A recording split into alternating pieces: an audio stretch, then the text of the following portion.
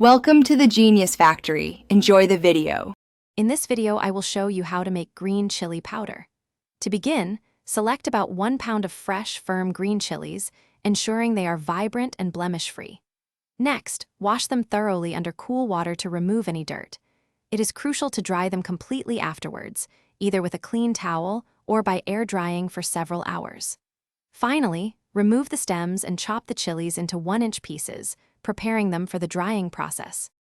Now, let us explore the drying methods for your chilies. A food dehydrator works wonderfully.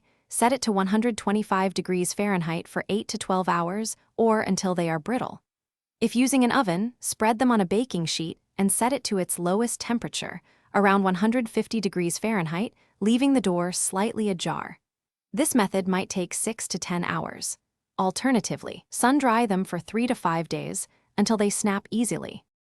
Once your chilies are perfectly dry and cool, it is time to transform them into powder.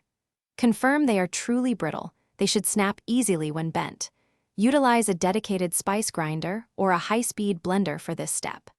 Grind the chilies in small batches, perhaps 1/4 cup at a time, to prevent overheating the motor and ensure a uniform consistency. Pulse the grinder until you achieve a fine, vibrant green powder. Proper storage is essential to preserve your homemade green chili powder. Transfer the freshly ground powder into an airtight jar or container immediately. Store it in a cool, dark pantry or cupboard, away from direct sunlight and heat, which can degrade its flavor and vibrant color. For the best quality and potency, aim to use your green chili powder within 6 to 12 months. It is fantastic for adding a spicy kick to many dishes. Thanks for watching. If you found this helpful, don't forget to like and subscribe.